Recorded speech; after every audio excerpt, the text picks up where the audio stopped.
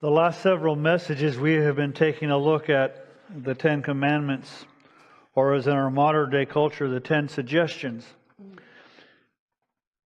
And we have seen, as I keep repeating, that the actions prohibited or required of us are not prohibited or required of us because the commands say so, but they were wrong to do or not to do, and that's why they were the commands. And God is going to follow up the 10 commandments with a number of ordinances. And as thrilled as I know that you are about getting into the meat of all of these different ordinances, I'm going to disappoint you. And I'm going to really flash over a couple. I'm going to concentrate on a couple. I'm going to mention a couple because sometimes our culture kind of has them messed up. But I find it interesting, right after God has given the 10 commandments, He reiterates something not in a form of a command, but a warning. And He warns them over and over again, which must mean that they have a problem with it. If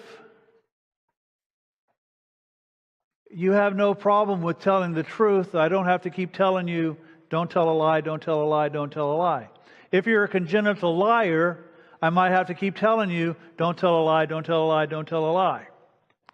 So we're going to see what seems to be, unfortunately, at the heart of God's people's problem. And so in chapter 20 of Exodus, starting with verse 22, it says, "Then the Lord said to Moses, Thus you shall say to the sons of Israel, You yourselves have seen that I have spoken to you from heaven. You shall not make other gods besides me, gods of silver or gods of gold. You shall not make for yourself." It seems that Israel has a problem. And as Jesus and others have said, the greatest commandment of the Scriptures is that you shall love the Lord your God with all your heart, all your mind, all your soul, and all your strength. That's the command. And yet, God keeps warning His people, stop going after other gods. Stop making other gods. And in our culture, we say, well, you know, we barely believe in one God, if our culture does.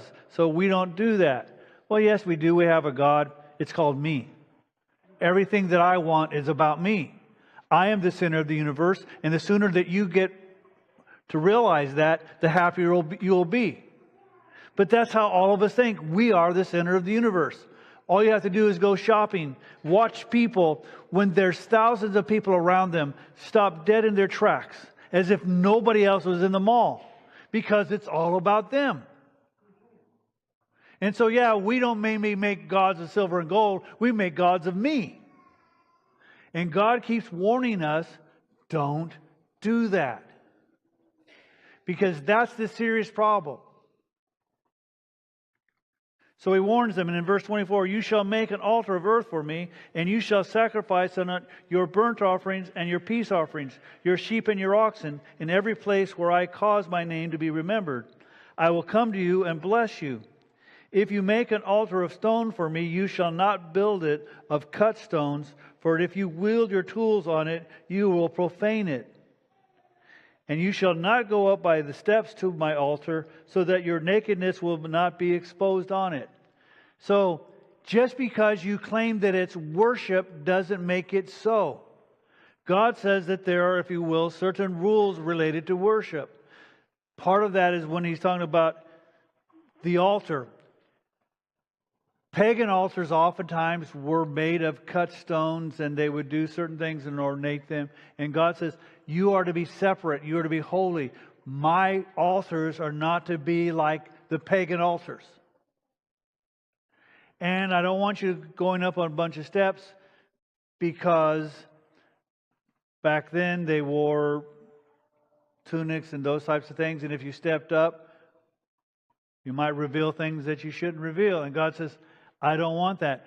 Just because you call it worship doesn't make it worship. It may be profaned unless you do it and come to me as a holy God. Now we're going to go to the fun part, the ordinances. Now, If you have your bulletin, you will see that there are a number of laws on a number of different topics, starting with the laws related to slaves. I'm not going to read any particular thing. And now, I know some of you might think, well, wait a minute, that's odd. Why would God talk about slaves? I mean, after all, Israel came from slavery. You would think He would abolish it.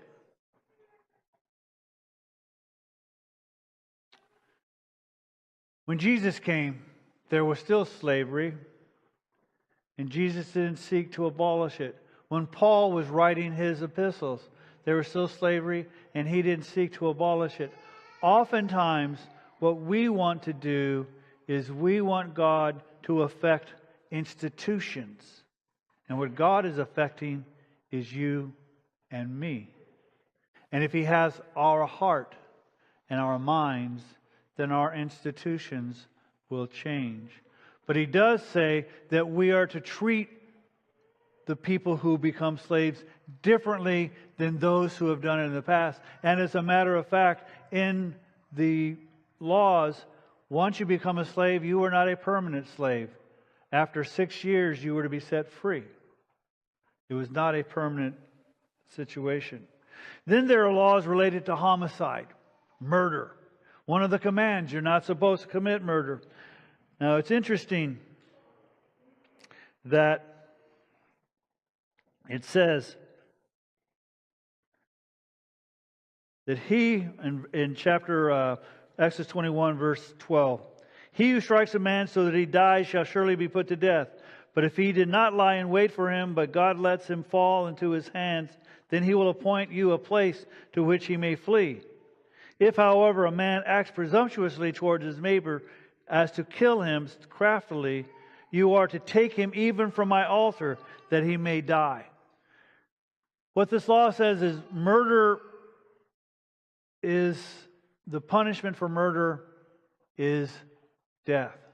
However, if you will, if it was a lesser, it wasn't premeditated, it wasn't those types of things, then God, when the people were going to enter the land, would set up what are called sanctuary cities. Kind of familiar in our world today.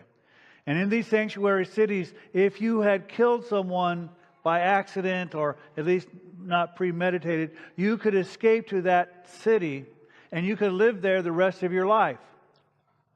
Now, the state didn't get involved. It was the family of the deceased who got involved, and they could pursue you and kill you. But if you escaped to the city, then you were free unless you stepped outside, except if it were premeditated. And in that case, as the Scripture says, you could even be holding on to an altar and they could take you out. And then one of the ones that our society, you'll hear, is related to bodily injuries. And we'll find that in Exodus 21, starting with verse 22. You have heard it said that the Scripture says an eye for an eye and a tooth for a tooth, and that's kind of really harsh and justice and whatever. And that's all the Old Testament talks about, is an eye for an eye and a tooth for a tooth. There are basically two types of provisions that talks about an eye for an eye and a tooth for a tooth. The other one that I'll just mention is if you have a slave and you knock out his eye, he gets to go free. If you knock out his tooth, he gets to go free. But the eye for an eye everybody wants to talk about, this is the law.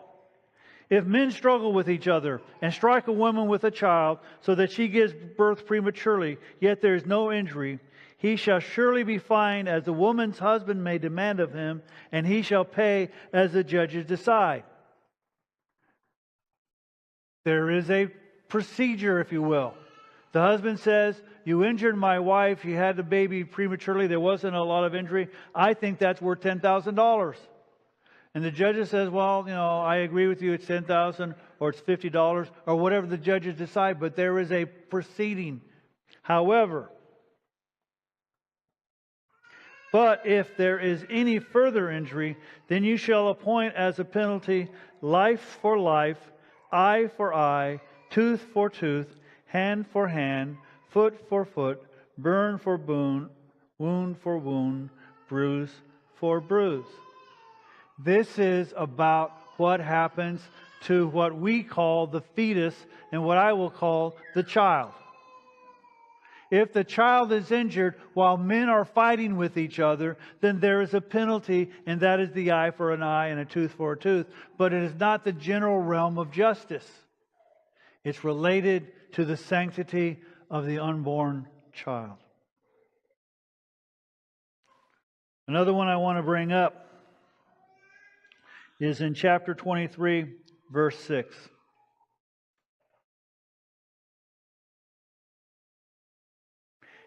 And it says this, "You shall not pervert the justice due to your needy brother in his dispute." What is this saying? This is saying you do not put your thumb on the scale for the poor.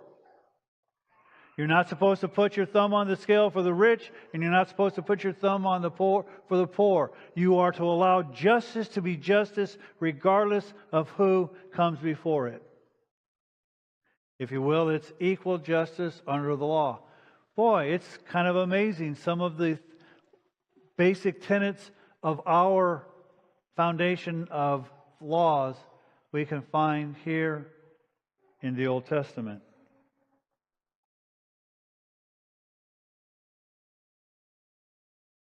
In Exodus chapter 23, it also talks about the holy days. In our church, we used to celebrate them more than we do now. We'd make special services for all 7, but in the initial part, because they haven't yet got to those, there are 3 holy days that the Scriptures tell us that all the men, wherever they may reside, are to go to worship at the temple or at the tabernacle. And those 3 times of year are unleavened bread, which we call Passover, the time of the giving of the law, Pentecost, and then also which will be called Booths or the Feast of Weeks, with the ingathering to celebrate the finalization of the harvest. And the Lord says there are 3 holy days that everyone, all the men, are to go to worship me at a particular place. Just as an aside, 2 of those 3 have been fulfilled, not only by the shadow, but by the reality. Passover. Jesus is our Passover lamb. On Pentecost, the law was given and the Spirit was given. The third one is the Feast of Booths, and that we look forward to when Jesus returns and sets up His millennial kingdom.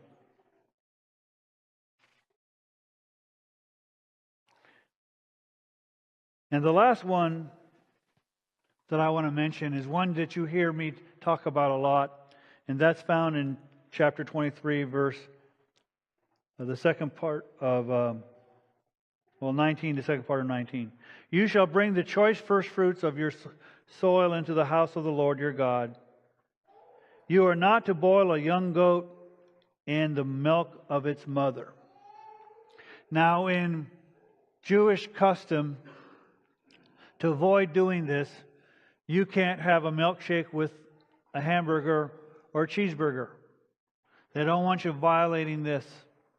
Now, as I look at this, I see it talking about a goat and milk of a goat. I don't see milk of a cow. I see milk of a goat and a goat. So why would the Lord require this?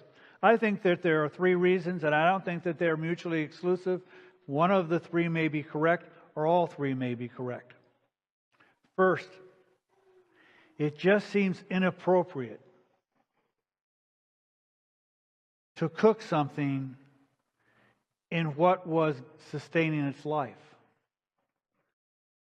The goat, a young goat, matures on the nourishment of its mother.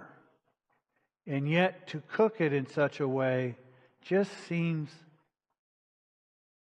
inappropriate, unethical, just bad conduct. That might be one reason. The second reason may be that if a young goat is still in the process of receiving nourishment from its mother, it's too young to eat. And we are to wait for that. The third possibility, and I think this may be the real reason, is that it is in the context of worship, and it is in the context of sacrifice, and it is in the context of bringing forth your offering. And it seems that the Canaanites and others would do a similar ritual where they would take a young goat and its mother's milk, boil it, and then use that stew and pour them on various items so that it might create a sense and a fertility. They would sacrifice it to their fertility gods. And God is saying, I don't want you anywhere near that kind of conduct. My worship is not to be that way. I am not a God of fertility. I'm a God of blessings. But if I go eat a cheeseburger today, I suspect I have not violated this passage. Now, God has given them a number of commands. And I give you an opportunity to read them and study them and enjoy them. But at the end, God then says this after these ordinances, starting with verse 20. Behold, I am going to send an angel before you to guard you along the way and to bring you into the place which I have prepared. So God is saying, in essence, I am going to send an angel. Now, the problem with the word angel is when we think of angel, we think of Cupid. Or we think of some thing with a harp. But angel means messenger. So it could be an angel of the Lord in the sense of like Gabriel or Michael or something. Or it could simply be a messenger. But he's sending this messenger and he is going to prepare the way. Because God has already decided that he is fulfilling his promise by giving him the land. Be on your guard before him and obey his voice. Do not be rebellious towards him, for he will not pardon your transgressions, since my name is in him. I'm saying, you need to watch out. I have been really, really permissive with you. You have sinned. You've disobeyed. I've forgiven. He not so much. Obey his voice. But if you truly obey his voice and do all that I say, notice angel doesn't mean necessarily a winged creature with a harp. It means a person who's delivering God's message. And so when the angel speaks, God is speaking because it's God's words. So, but if you truly obey his voice and do all that I say, then I will be an enemy to your enemies, and I will be an adversary to your adversaries. For my angel will go before you and bring you into the land of the Amorites, the Hittites, the Perizzites, the Canaanites, the Hivites, and the Jebusites, and I will completely destroy them. Notice who is going to do all of this work. God, not Israel. It is God who's going to give them the land if they obey his voice. And then notice what he follows that up with. I'm going to do this. You shall not worship their gods, nor serve them, nor do according to their deeds, but you shall utterly overthrow them and break their sacred pillars in pieces. But you shall serve the Lord your God, and he will bless your bread and your water, and I will remove sickness from your midst. There shall be no one miscarrying or barren in your land. I will fulfill the number of your days. I will send my terror ahead of you and throw into confusion all the people among whom you come, and I will make all of your enemies turn their backs to you.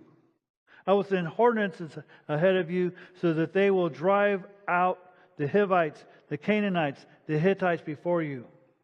So again he says, and he warns them, don't serve their gods. I'm going to give you the land. Destroy. Don't syncretize what they're doing with what you do. You're a holy nation, a royal priesthood, a people of my own possession. Do not take what they do and try to mold it into a new religion. Worship me alone. Totally destroy their form of worship. Again, it's the command, you shall have no other gods before me. You shall not have any graven images. Pretty clear. And yet he keeps repeating and repeating, don't follow other gods. Now, I would like to ask them, I would like to ask you, and I would like to ask me, what has God done for you? What has God done for you? Now you can some of the big ones, like He gave me salvation. He gave me life. He allows me to breathe this moment. He's given me everything that I have. You can go through a whole lot of blessings. Next question. I'm going to ask this in a culture that hardly believes in one God. What have other gods done for you? What has a stone statue ever done for you? What has a silver statue ever done for you? What has a gold statue ever done for you? Has it ever answered your prayers? Has it ever given you anything? Why is it that our hearts want to wander off rather than cling to the God who has given us everything? And yet it seems to be a common theme of mankind.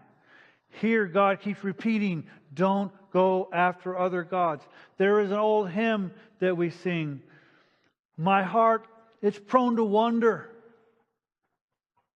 So bind it with cords.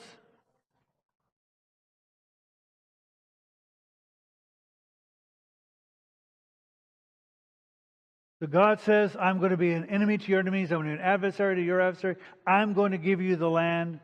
But He's going to give them a little game plan. I will not drive them out before you in a single year, that the land may not become desolate and the beasts of the field become too numerous for you. I will drive them out before you little by little until you become fruitful and take possession of the land. God says this is not going to be a microwave action. This is not going to be one day you don't have the land and the next day you do. That it is going to be a process. And God is going to give them the why. So many times we're always asking God, well, why, God? Why does this happen? Why does that happen? So God is giving them the why. Because if I wipe them out all, the land is going to go into disarray and wildness, and you're no longer going to be able to farm it and cultivate it. But if I allow you to, as you become fruitful and multiply and are able to inhabit the land, then the land will continue to be a land flowing with milk and honey. So God gives them a reason why it's not right now. And there are times when we ask God for things and we can't understand why it isn't right now. Sometimes He tells us. Sometimes He just says, trust and obey.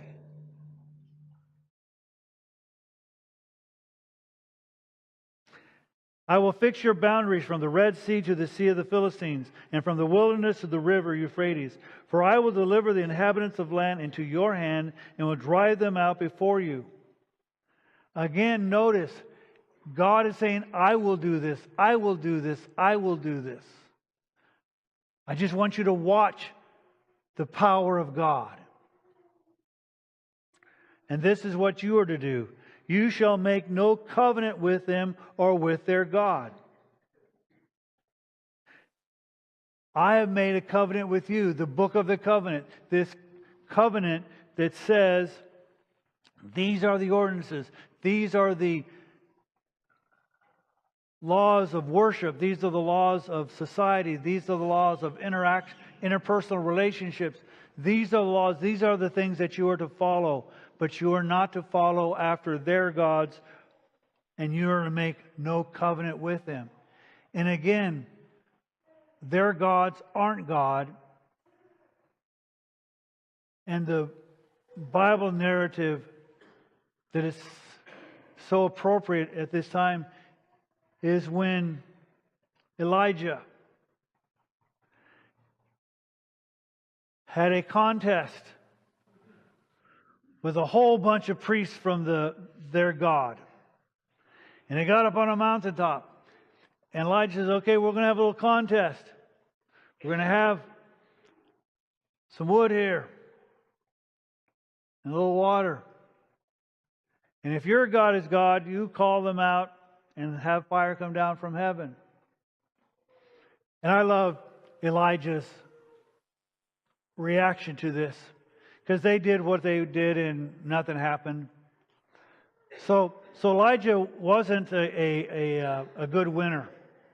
He started mocking them. He goes, well, maybe your God's deaf. Call out a little louder. Or maybe he's gone on a trip. And he just made fun of them. And nothing happened. Because guess what? Their God wasn't God. Then Elijah said, so that you might know, not only did he put a little water, he drenched the wood with water, so much that it overflowed. And God called down fire, and not only consumed the wood, consumed those priests as well. Because our God is God. He is to be worshipped. He is to be served. And why is it that we always seem prone to wonder? So maybe you and I need to be like David.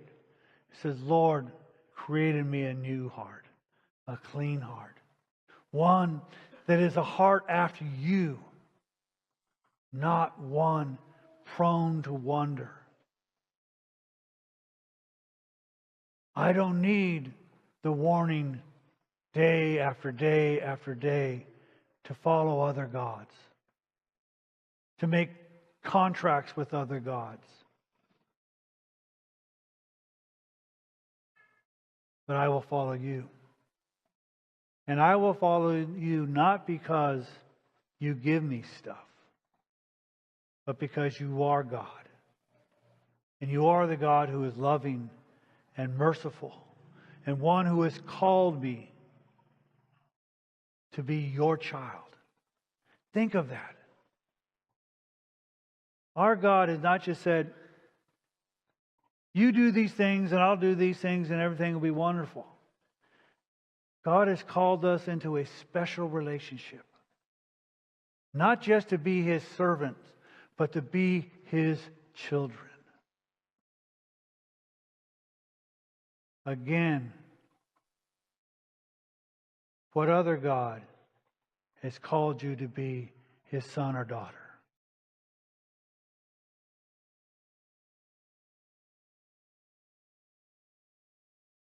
You shall make no covenant with their God. They shall not live in your land, because they will make you sin against me. For if you serve their gods, it will surely be a snare to you.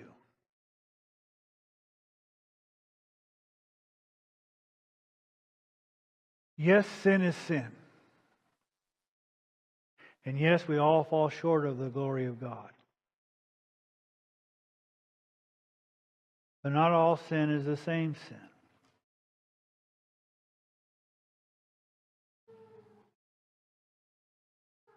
The sin of going after other gods can cause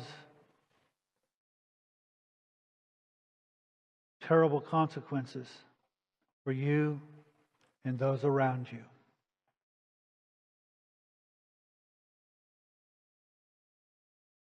As Paul says, there are sins that are outside the body, and there are sins of the body. but a sin that seems to totally integrate itself within our entire life is not following our God, but following the God of our choosing. And so the warning today is not so much to say, oh, I need to follow these laws, or aren't these laws interesting? But to understand the chief and foremost law, to love the Lord our God with all our heart, with all of our mind, with all of our soul, with all of our strength. We do that, and the rest is much easier. But you can never commit an act of adultery. You can never commit an act of murder, even as defined by Jesus. But if you pursue other gods, things will be entirely different. It will rot all that you are. So no wonder God warns us over and over and over and over and over and over and over and over and over again. Stay away. Worship me. Because our God is a God of justice, a God of mercy. And the great thing about our God is that once His Spirit has drawn us and we seek forgiveness, He forgives. We will see in your studies of other Old Testament books, if my people who are called by my name humble themselves and pray and turn from their wicked ways, I will hear from heaven. Notice, even when Israel commits these terrible sins that we're going to see in a few weeks, He's still a God who loves and forgives and is merciful.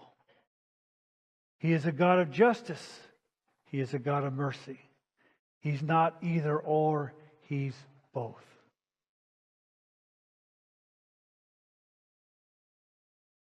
The more we get to know the full characteristics of our God, the greater we can appreciate who He is and to love Him more and to communicate who He is to a world that needs justice and a world that needs mercy and a world that needs love and a world that needs forgiveness. And who better to tell that world of those qualities than people who have experienced them? Because you know who you are. And you know who you are by even what God has called you to be. And yet you know He's merciful and loving. It's not our failures that keep us from speaking. It's the fact that we don't appreciate His love and forgiveness and to communicate in this time the good news of great joy to all the people. And all God's people said.